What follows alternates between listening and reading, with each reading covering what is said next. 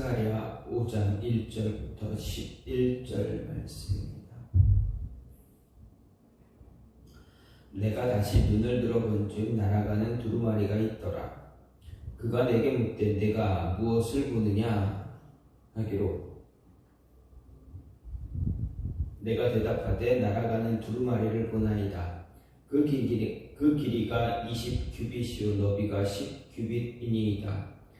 그가 내게 이르되 이는 온 땅 위에 내리는 저주라. 도둑질하는 자는 그 이쪽 글대로 끊어지고 맹세하는 자는 그 저쪽 글대로 끊어지리라 하니 만군의 여호와께서 이르시되 내가 이것을 보냈나니 도둑의 집에도 들어가며 내 이름을 가리켜 망령되이 맹세하는 집에도 들어가서 그의 집에 머무르며 그 집을 나무와 돌과 아울러 사르리라 하셨느니라 하니라.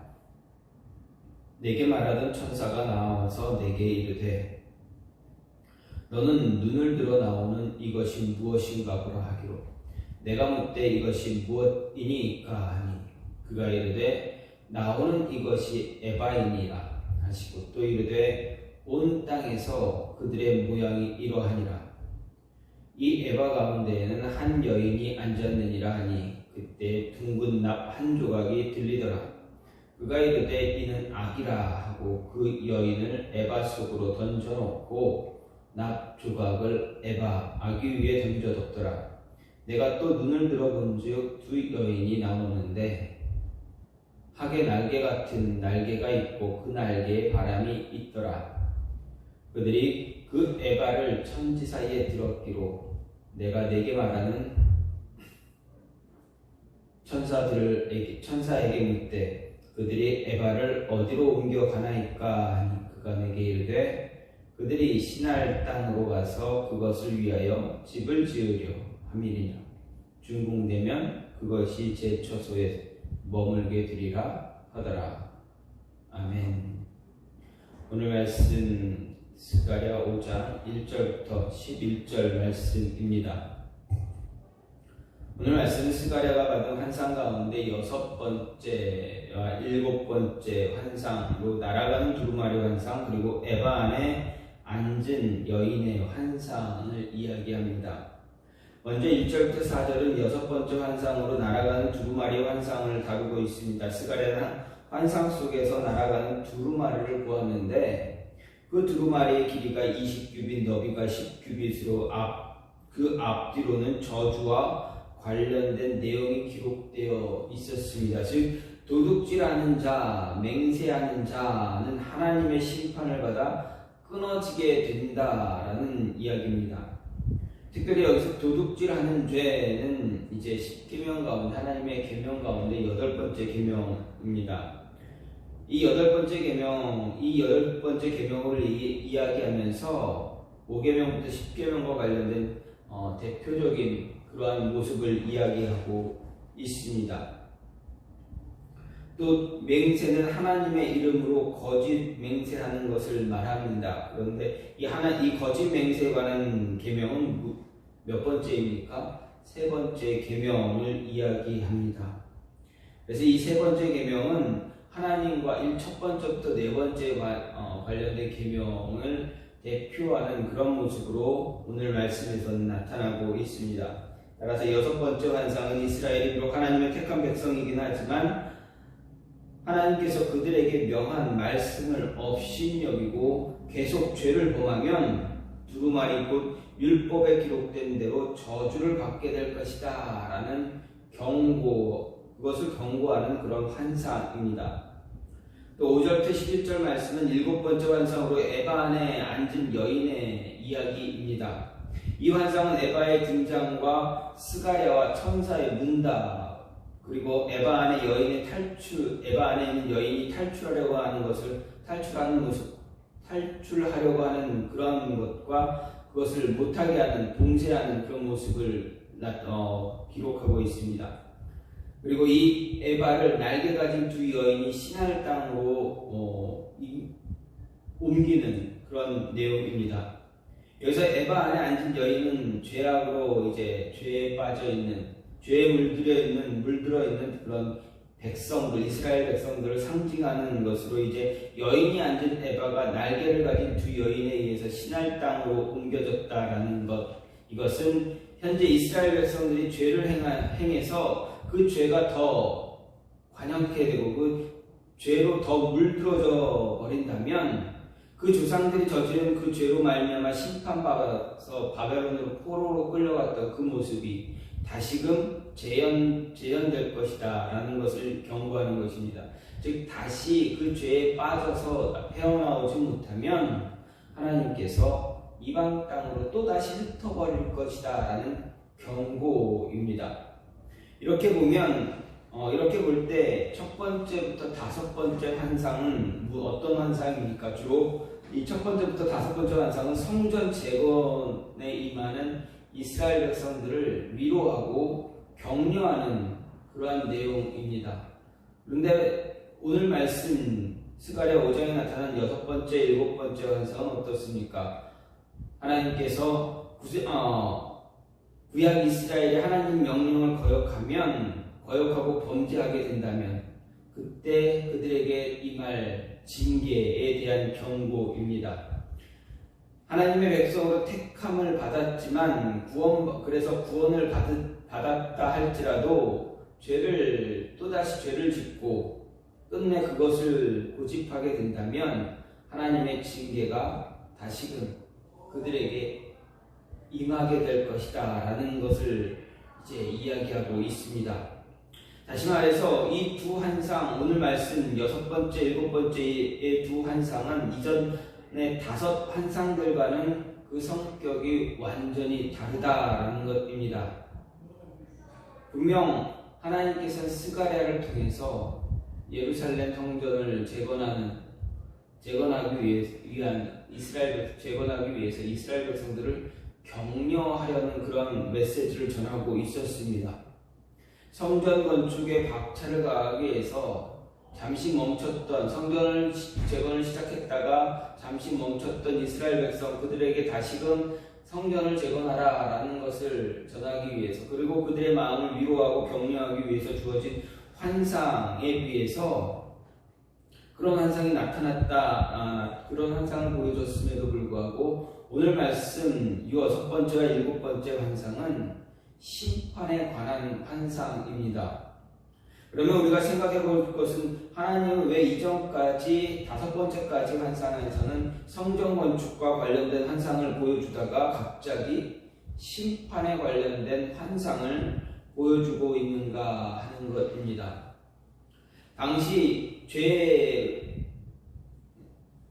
하나님의 은혜를 통해서 바벨론 포로에서 해방돼서 이제 예루살렘으로 돌아온 이스라엘 백성들 가운데 이 이스라엘 백성들 공동체를 과거의 죄로 이끌어왔던 그 죄의 모습을 그 모습들을 다시 행하는 백성들이 나타나고 있었다라는 것입니다. 즉 포로로 끌려가기 이전에 하나님 앞에서 그 죄를 저질렀던 백성들의 그 모습이 다시금 포로에서 돌아온 바벨론에서 예루살렘으로 돌아온 백성들 그들의 삶 속에서 또다시 그러한 모습들이 나타나기 시작했다라는 것입니다. 그렇기 때문에 하나님께서는 심판에 관한 환상을 다시 보여주셨습니다. 특히 여섯 번째 환상은 예루살렘으로 돌아온 백성들 가운데 일부가 행했던 대표적인 죄를 이야기하고 있습니다. 바로 도적질 그리고 하나님의 이름으로 거짓 맹세하는 것입니다. 이 두 가지 죄는 하나님과 인간에 대해서 범죄하는 죄를 대표하는 것처럼 보여줍니다. 아마 당시 돌아온 백성들 가운데서는 이런 황폐한 예루살렘 땅에서 생활의 어려움 때문에 다른 사람의 것을 도적질했을 수도 있습니다. 그 도적질하거나 또 그 도적질한 것을 모면하기 위해서 그 혐의를 벗어나기 위해서 모면하기 위해서 하나님의 이름으로 맹세하는 그런 자들도 생겨나게 되었던 것입니다. 하지만 백성들은 이외에도 다양한 이런 죄뿐만 아니라 또 다른 더 많은 죄들을 범하고 있었습니다. 이에 하나님은 여기서 제시된 환상을 통해서 그렇게 악을 행하는 자들에게 악을 행하는 자들을 심판하실 것이다 라고 경고하고 있습니다. 즉 다시 너희가 예전의 모습처럼 너희 조상들처럼 그러한 죄를 또다시 짓게 된다면 내가 그 죄를 너희를 완전히 심판하겠다라는 그런 경고입니다. 그리고 이어서 7번째 환상에 의하면 하나님은 그 죄를 상징하는 에바를 신할 땅으로 옮길 것이다 말하는데, 이것은 죄를 행하는 자들을 다시 바벨론 포로와 같은 그 형벌에 처하게 할 것이다 라는 의미입니다. 이것은 하나님께 구원의 은혜를 받은 성도들이 어떤 삶을 살아야 하는가를 가르쳐주고 있는 모습입니다. 즉 사죄와 구원의 은총을 입은 성도들이 자신들이 구원받기 전 자신들을 종으로 잡고 고통을 가져다 주었던 죄를 다시 범하지 않도록 늘 영적으로 각성하면서 경건한 삶을 살아가라 이야기하는 것입니다. 바벨론 포로에서 귀환한 백성들이 예루살렘에서 그들의 조상들이 범했던 여러 죄악을 범하지 않고 사는 것 결코 쉬운 일이 아닙니다. 황폐해져 버렸던 그 예루살렘에서 다시 살아갈 때 정말 말씀만 가지고 말씀만 바라보며 살아가는 것이 쉬운 일이 아니기 때문에 그렇습니다. 왜 그렇습니까? 왜 쉬운 일이 왜 쉽지 않습니까? 이미 그 땅에는 존재하는 것이 아무것도 없습니다. 삶의 모든 것들이 다 망가져 있는 그 땅에서 그 땅을 다시 재건해서 살아간다라는 것 결코 쉬운 일이 아닙니다. 그렇기 때문에 이 쉽지 않은 삶을 살기 위해서 무엇인가 분명 그들에게 필요한 것이 있는데 과거의 모습으로는 돌아가지 말아야 한다는 것입니다. 과거 그들의 조상들의 죄로 인해서 바벨론으로 포로로 끌려갔던 그들이었지만 또다시 그러한 죄를 반복해서 짓게 되면 어떻게 됩니까? 분명히 말씀하신 것처럼 신할 땅으로 그 에바를 옮기시는 것처럼 또 다른 심판이 그들에게 임하게 될 것이다 라는 것입니다. 그러면 그러한 모습에서 벗어나려면, 과거의 잘못된 삶에서 벗어나려면, 즉 다시 말하면 옛사람의 옷을 완전히 벗어버리려고 한다면 어떻게 해야 되는가 생각할 때 죄를 자신의 삶의 자리로 불러들이는 그런 어리석은 행동을 하지 말아야 한다라는 것입니다. 다시 말하면 본능적으로 살아가려고 하는 그런 욕구를 이겨내야 합니다. 제어하고 이겨낼 수 있는 그런 삶을 살아야 합니다. 4절 말씀을 보면 하나님은 내가 이것을 보냈나니 도둑의 집에도 들어가며 내 이름을 가리켜 망령되이 맹세하는 자의 집에도 들어가서 그의 집에 머무르며 그 집을 나무와 돌과 아울러 사르리라 이렇게 이야기하고 있습니다. 여기서 하나님이 말씀하신 내가 이것을 보냈다 할 때 그 이것이 과연 무엇인가 생각하면 바라보면 하나님께서 말씀하신 저주를 이야기하십니다.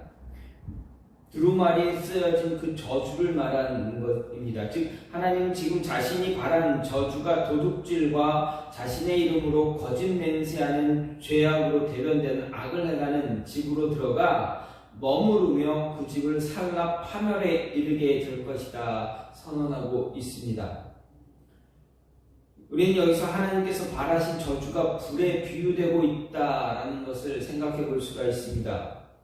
화재 현장을 직접 목격하거나 경험을 해본 사람은 하나같이 공통적으로 이야기하는 말이 있습니다. 무슨 말이냐면 불이 그렇게 무서운 줄 몰랐다라는 것입니다. 불이 나면 어찌해볼 도리도 없이 순식간에 모든 것을 다 태워버려 모든 것을 빼앗아가고 맙니다. 그렇게 불은 두려운 것입니다. 그래서 불을 화마라고 지칭하기도 합니다. 화마가 덮쳤다고 말하는데 이는 불이 매우 파괴적인 것이고 저주의 성격을 지니고 있다는 것을 잘 이야기해 줍니다. 여기서 특히 중요한 것은 하나님의 저주가 죄를 범하는 자의 집으로 들어가서 머문다라는 것입니다.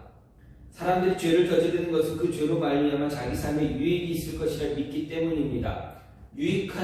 내가 이걸 하면 좀 유익하겠지라는 생각으로 죄임에도 불구하고 그 일을 행한다라는 것입니다. 그것이 현실적으로 어떤 이익을 가져다 준다라고 기대하기 때문에 그렇습니다. 하지만 성경은 뭐라 이야기합니까? 이것에 대해서 그 결과가 지극히 허무하고 실제적으로는 화와 저주만 가져다 준다 이야기합니다. 한치 앞도 보지 못하는 우리의 어리석음이 결국 우리를 저주와 파멸로 몰고 간다라는 말입니다. 이렇게 범죄한 사람들의 삶의 자리가 어떻게 되는지 좋은 예가 성경에서 이야기합니다. 아담과 하와를 보십시오. 그들은 하나님의 명령을 어겼습니다. 하나님께서 먹지 말라, 동산 중앙에 있는 선과 악을, 동산 중앙에 있는 나무의 실과를 먹지 말라 분명히 말씀하셨습니다. 그런데 그 나무의 열매를 따먹었습니다. 따먹은 이유가 무엇입니까? 뱀이 그들을 유혹했지만 뱀이 무엇라 유혹합니까? 너희도 너희의 눈이 밝아져 하나님과 같게 될 것이다 라는 유혹이었습니다. 즉 아담과 하와는 그 열매를 따먹음으로 인해서 자신들이 하나님처럼 될 것 같다라는 기대를 갖고 있었기 때문입니다. 하지만 그 결과는 무엇입니까? 그들이 살고 있었던 그 에덴 동산에서 쫓겨나는 것입니다. 세상에 사망이 들어오고 저주와 사망이 들어와서 자신들이 살고 있었던 그 아름다운 땅, 그곳에서 쫓겨나는 것밖에 없었습니다.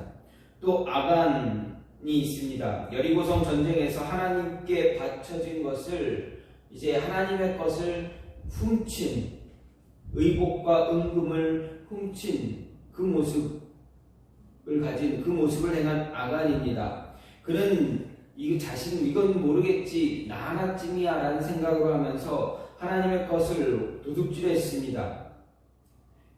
그것으로 인해서 자기는 조금 더 편안한 그런 모습을 살 것이다 라고 기대했을지도 모릅니다. 그런데 그 결과 어떻습니까? 자신의 목숨만 잃는 것이 아니라 자신의 가족, 자녀, 그리고 자신의 부모, 함께 했던 모든 식솔들을, 그리고 자신이 갖고 있었던 모든 재물들을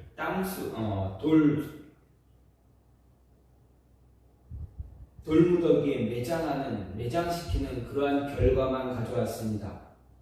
다윗도 그렇습니다. 밧세바의 가는 사건을 저지른 것은 그저 쾌락을 누릴 것이다, 쾌락만 누릴 수 있는 그런 생각만 했을 것입니다. 그런데 그 결과는 어떻습니까? 칼이 다윗의 집에서 떠나지 않겠다라는 하나님의 말씀, 그리고 다윗은 아무도 모르게 행했지만 하나님께서 그에게 행한 벌은 무엇입니까? 모든 사람들이 다 보게 되는 백주의 타인들과 그의 첩들이 그의 아들과 동침하는 그런 모습을 비참한 그런 수치스러운 결과가 일어나게 되었습니다. 그렇습니다. 죄를 범하는 것은 겉으로 볼 때 미혹받은 사람들의 눈에는 이익을 주는 것처럼 보이지만, 자신의 욕구를 충족시켜 주는 것처럼 보일지 모르지만, 실제로는 큰 해악과 저주를 그의 삶의 자리에 불러들이는 결과만 초래한다라는 것입니다. 어떤 유익함이 있을 것처럼 보였지만 결국에 그 결과 아무것도 유익함이 없고 오히려 정말 비참한 그런 모습만 당할 뿐이, 그런 모습만 처하게 될 것이다 라는 것입니다.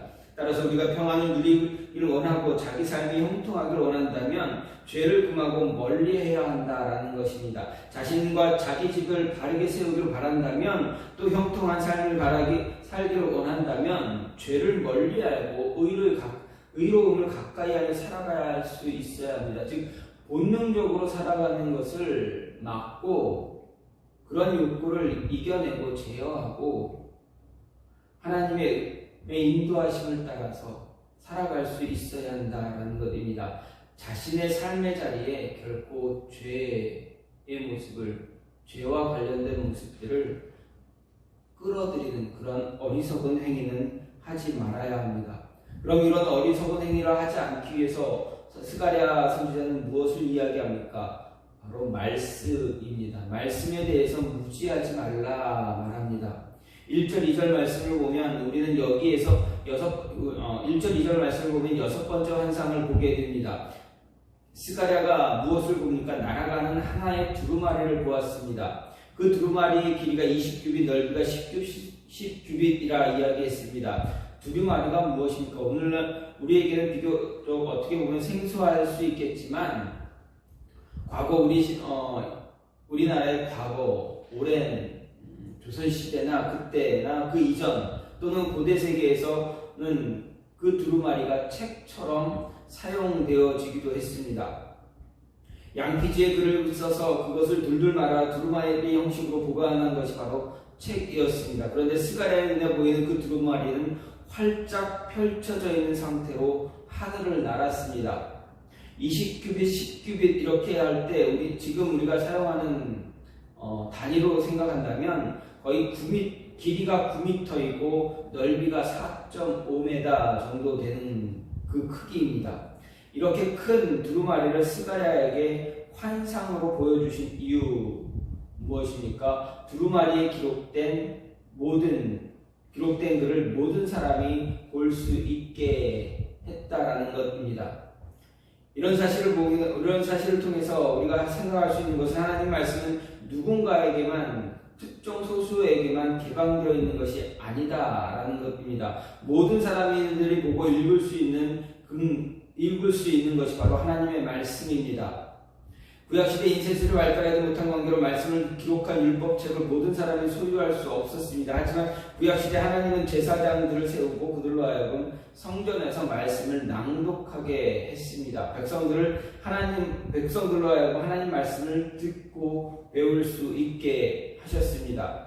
물론 과거와 달리 오늘날은 인쇄술이 발달해서 하나님의 말씀을 기록한 성경이 대량으로 보급되고 있습니다. 오늘날에 누구든지 원한다면 이 말씀을 볼 수가 있습니다. 하나님의 뜻을 알 수가 있습니다. 그렇기 때문에 성도들의 가정에는 못해도 성경책은 몇 권씩, 두세 권 이상의 성경책은 다 비치되어 있습니다.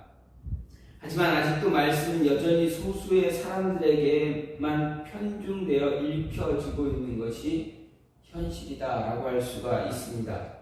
성경을 가지고 있지만 말씀을 가까이 하지 않는 모습 때문에 그렇습니다. 세계 베스트셀러로 압도적인 1위의 자리를 차지하고 있는 책이 바로 성경이지만 가장 많이 읽혀지지 않고 있는 책도 성경책이다라는 것입니다. 판매만 되고 있는 책으로 전락하고 말았습니다.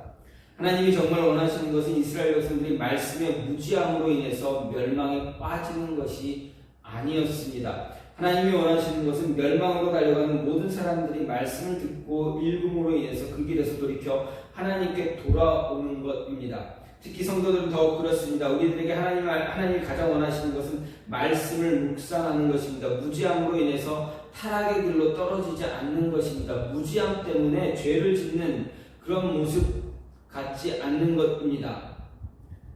하나님 말씀에 무지하게 되면 포로에서 돌아온 이스라엘 백성들을 향해 던지는 경고대로 될 수밖에 없습니다. 하나님은 지금 포로에서 돌아온 백성들이 또다시 말씀을 듣지 않고 읽지 않고 등한시함으로 인해서 과거 그들의 조상들이 행했던 그 모습대로 하나님을 배반했던 그들의 길로 다시 빠지고 있는 것을 원치 않으셨습니다. 그렇게 도둑질하며 거짓 맹세를 함으로 하나님께서 가장 경멸하는 죄를 길로 빠지고 있는 그들에게 경고를 주고 있는 것입니다. 지금 그들이 행하는 죄는 이웃의 것을 도둑질함으로 하나님의 계명을 어기게 되었고 이 사실에서 도망치기 위해서 거짓 맹세를 함으로 더 큰 죄를 짓고 있다라는 것입니다. 하지만 그들이 도둑질하는 것은 이웃의 것으로만 끝나는 것이 아니다라는 말씀입니다. 그들은 하나님의 것도 도둑질한 백성이었기에 지금도 그런 모습을 가지게 된 것입니다. 또 그 사실을 무마하기 위해서 어떻게 합니까? 거짓 맹세도 하고 있는 것입니다. 더욱더 죄의 길로 계속 빠져들고 있는 것입니다. 백성들이 다시 과거 그들의 조상들이 지었던 죄의 길로 가게 된 이유, 지금 그들이 하나님 말씀에 무지하기 때문입니다. 말씀은 가까이 있지만 그 말씀에 귀를 기울이지 않고 스스로 무지함에 빠져들고 있기 때문입니다. 우리도 마찬가지입니다. 말씀이 우리 가까이 있지만 스스로 무지 속으로 들어가면 말씀을 무시하게 됩니다. 그 삶이 지속되면 끝내 빠져나올 수 없는 곳으로 빠져들어서 허우적대고 말 것이다 라는 것입니다. 따라서 속히 말씀을 묵상하고 깨달음으로 인해서 삶이 말씀에 붙잡힐 수 있는 그런 모습을 우리가 가져야만 합니다. 그러기 위해서는 말씀에 무지하지 않고 말씀을 알아야 합니다. 그래야 과거 옛사람의 옷을 완전히 떨쳐버릴 수가 있게 됩니다. 예수 그리스도의 구속에 근거한 하나님의 사죄 은총으로 구원을 받은 성도들이 세상에서 죄를 짓지 않고 살아간다는 것 정말 어려운 일입니다. 우리가 세상에서 아무 죄를 짓지도 않고 아무 죄 짓지 않고 산다는 것 굉장히 어렵습니다. 세상은 성도들이 우리들이 죄를 짓지 않고는 살 수 없는 환경을 만들고 있기 때문에 그렇습니다. 그리고 우리들을 끊임없이 유혹하고 있습니다. 예를 들어서 마약이나 술에 중독된 사람이 마약과 술을 끊는 것이 어려운 것처럼 태어나는 순간부터 죄에 찌든 사람이 죄의 유혹을 완전히 떨쳐버린다는 것 극히 어려운 일입니다. 하지만 그 유혹에 넘어가 죄를 행하게 되면 어떻게 됩니까? 다시 죄의 종이 되고 말게 됩니다. 하나님께서 베푸신 사죄와 구원의 은혜를 헛된 것으로 만들어 버리게 됩니다. 그래서 우리는 하나님의 징계와 심판에 이를 수밖에 없게 됩니다. 만약 우리가 신약 성경을 보면서 예수님께서 범죄에서 큰 위기에 처한 자들을 도우시고 사면하신 이후에 뭐라 말씀하십니까?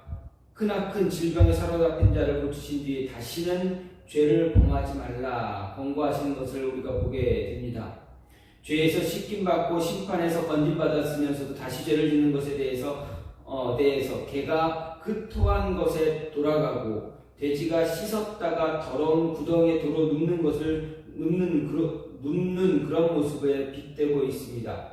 이런 성경의 가르침은 사죄를 받은 자도 그것을 몸소 체험한 자도 얼마든지 다시 죄를 지을 수 있다라는 것을 이야기합니다.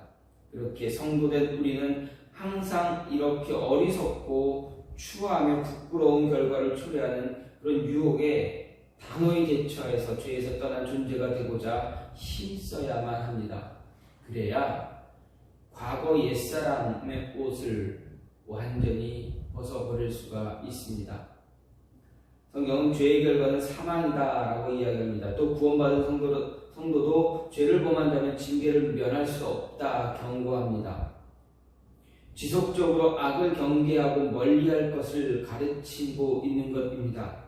우리 이런 성경의 말씀대로 말씀을 결코 간과하지 말아야 합니다. 죄가 초래할 치명적인 결과, 수치스러운 결과가 얼마나 큰 것인지 잊지 않아야 한다라는 말씀입니다. 따라서 구원받은 이유도 더 죄를 멀리하고 하나님 우리에게 베푸신 의를 지키기 위해서 힘써야만 합니다. 이것이 사도 바울이 권고한 것처럼 두렵고 떨림으로 우리의 구원을 이루는 길이고 사도 베드로가 권고한 것처럼 힘써 부르심과 택하심을 굳게 하는 방법입니다.